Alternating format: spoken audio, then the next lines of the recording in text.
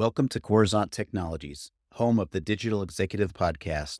Welcome to the Digital Executive. Today's guest is Timothy Wingate Jr.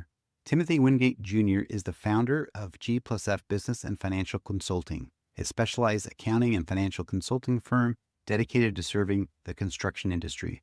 As an Intuit Tax Council member for 5 years and a construction industry specialist, he provides comprehensive services including tax planning, bookkeeping, and strategic business consulting, while emphasizing contractor education and technological innovation. Based in West Palm Beach, Florida, G+F helps construction companies nationwide build sustainable financial futures through industry-specific expertise and practical solutions. Well, good afternoon, Timothy. Welcome to the show. Thank you for having me. Appreciate it. Absolutely, my friend. Appreciate you making the time. We're an hour apart. You're in South Florida there, West Palm Beach, and I'm in Kansas City. So I envy your weather, but I'm just glad we can get on a call today. So, Timothy, I'm going to jump right into your first question. What inspired you to establish G+F Business and Financial Consulting, and how did your personal experiences influence your decision to specialize in the construction industry? Great question. Really what it inspired it was just the need to help individuals who are starting companies or have companies that were struggling financially. And I know what those financial problems can cause. They can cause lawsuits to happen. They can put you just in a funk, where you're just home and you feel alone and you just feel like you're just doing all of this by yourself. And then sometimes you feel like you're just doing it in vain. What can I do next? And I understood that feeling, because I was there when I had ran a nonprofit organization for 6 years prior to this. And I went through 9 lawsuits. And I felt alone. I was trying to change a culture that was already established before I got there and all those different things. And it was challenging and tough. And I didn't really have anyone to hold my hand or to consult with and be a solid sounding board for me. So that's what made me want to start a company, an accounting firm at that, to help business owners not fall into these traps. So I started off as a generalist in the beginning. But then I said, man, that was too complicated because I'm serving too many different industries. They look different. They feel different. Their lingo is different. And it was just very hard for me to resonate with them and in a way that helps them move the needle a lot faster and quicker. And so I said, I got to niche down. And my father, who showed me a lot growing up because he's an entrepreneur himself, he is a GC.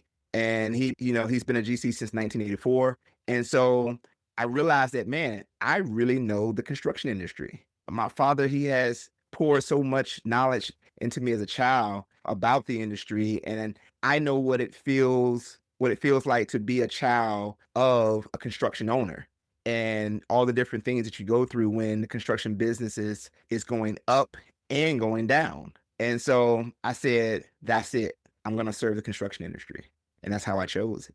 I love that. Love the stories when we start on these podcasts. Of course, you've got a lot of experience helping people, and you got into this to help people and business owners that were struggling financially. And again, at the end of the day, helping people make the world a better place. But I like how you niche down. That transition to the construction industry was second nature to you because your dad obviously was a general contractor for many years and just poured a ton of knowledge and was probably a great coach and mentor for you. So I love the story. Timothy, from your perspective, what are the most significant financial challenges that construction companies face, and how does G+F address these specific issues? Great question, Brian. The way we address the challenges that construction business have, we first have to establish the baseline, like where things are, get a lay of the land. And the way that we do that is we ask them to give us a bunch of information up front, tax returns. Hey, give us access to your accounting platform if you have one. If you don't have one, okay, then we know where we need to start. So a lot of it is just assessing where they are today.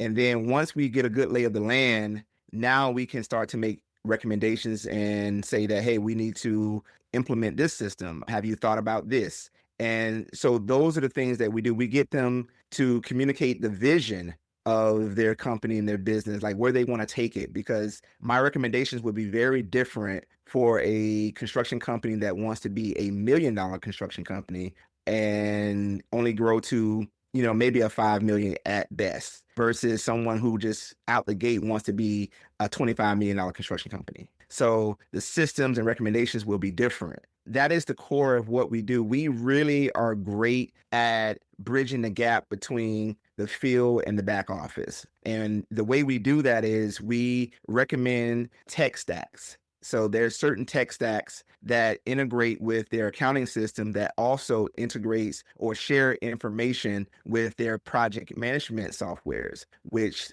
are software that are out there in the field. And so when those two things are talking and communicating constantly and sharing information, you can imagine that the field is getting, information that they can make changes right on the spot because of the financial data that they've received from the back office and saying that, hey, we need to make a shift here because, we're about to overpay, a vendor or a supplier, and we haven't even collected from the client, the customer, money to cover that payment. And also to cover overhead and also to give us a little bit of profit. So that is what we do. We help infuse technology that make construction owners make strategic decisions. And you're doing that because you're now job costing, you're allocating every cost to a job, and you're using that data to make key business decisions out there in the field. And you're not doing it blind. Most construction companies are doing it blind or have some haphazardly way of, making those decisions. But we want to make sure that they're using solid data to make business decisions and they're not fooling themselves.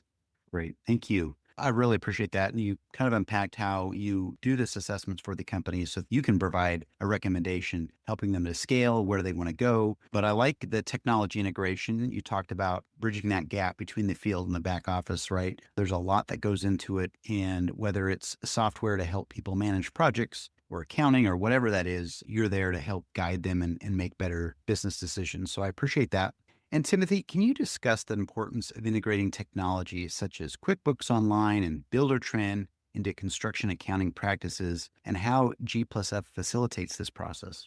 Yeah, these are two huge softwares, and they can feel like a heavy load to take on if you haven't used them in the past. Buildertrend is a huge project management software. QuickBooks is a huge accounting software, very powerful softwares. They can do a lot, but sometimes it's like, okay, who can lead this or champion this effort? And so that's where we come in. And with these softwares, Buildertrend, we'll start off with that. So Buildertrend, project management software. First thing that we need to do is we need to get the right information into the software. We need to get the projects in there, making sure the vendors are in there, making sure the customers are in there. Then we need to make sure that information is set up to feed QuickBooks the right way. Also, we need to make sure QuickBooks is set up in a way that it's going to read the information from Buildertrend properly. So that way, when the information flows in, now we see that this cost is coming in by cost codes are tied together inside both platforms. So that way we know that we can reconcile the information, make sure that QuickBooks data is also matching Buildertrend data. And then we use the two different softwares to give us different types of reporting. Buildertrend will be used more so to give you those job, reports, daily logs, your schedule, who's supposed to be there, who's not supposed to be there. It's going to keep up with the time clock. The guys in the field are going to be clocking in so that way their hours are allocated by job. And then we can do a proper job costing on labor, for those jobs. And then with QuickBooks, we're getting an overall company budget or company reporting, financial reporting to understand how well the company is doing. And then the analysis done between the two reports helps us to make decisions about the future of the company. And I hope that answers your question, Brian. It absolutely does. I appreciate that. And those are pretty popular, powerful software systems. And I know how that is being in technology for a long time, is integrating software. Project management with your financial system is so important. And you do such a great job of that for the folks that really need to focus on construction or the scaling of their business. So thank you for breaking that apart for us. Timothy, last question of the day, looking ahead, what emerging trends do you foresee in construction finance, and how is G+F preparing to address these developments to continue supporting contractors effectively? With the advancement of AI, artificial intelligence, we're going to see more technology infused into the construction industry. Believe it or not, the construction industry is at the bottom for adopting technology. Out of all the industries that exist in the world, construction is at the very bottom, and the financial industry is at the very top.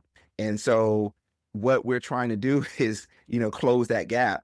And so you're going to see more technology be infused into the construction industry. There's a lot of that happening already with BIM engineering, with robots out there on the job sites. Those are the huge commercial companies that are doing that. But I think you're going to start seeing products being developed for the smaller contractor, and I consider a small contractor someone who's doing 25 million or less. That's still a lot of money, if you ask me. But those are the emerging things that are going to be happening for the construction industry. So if you're not adapting technology right now, you need to do it, and you need to start working with it right now, because otherwise you're going to be competing against other contractors who can do things faster, better, and have better data so they can do better analysis, so they can be more profitable. And you don't want to be a contractor who can't be as profitable as the next man next door, or who can't communicate to the customer in a way that feels modern and up to date, because they're going to start asking you questions like, hey, can you give me access to my job so I can see the daily logs every day with you? Can you give me access to Buildertrend so that way I could see the invoices right away instead of having you to send it to me, or I can see whatever information you decide to give them access to. But it's going to be a new way of running a construction business. So you have to really start to think about how are you going to change your business model to cater to the customer, but also to help you propel you in the future for keeping up with how things are moving. And things are moving at lightning speed right now, especially with AI and just all the different technological advances. Thank you. I appreciate that. And I know you can really see, being in this industry for such a long time, you can see what is needed and what's starting to happen in the construction industry. But as you mentioned, construction does a lot of times lag behind when it comes to technology adoption. But I love to hear you saying that AI and RPA, or robotic process automation, are starting to be adopted in this space. You're right. It's time for these construction owners and businesses to modernize their systems and business processes. So I appreciate that. And Timothy, it was such a pleasure having you on today, and I look forward to speaking with you real soon. Thank you so much for having me, Brian. I appreciate it. Bye for now.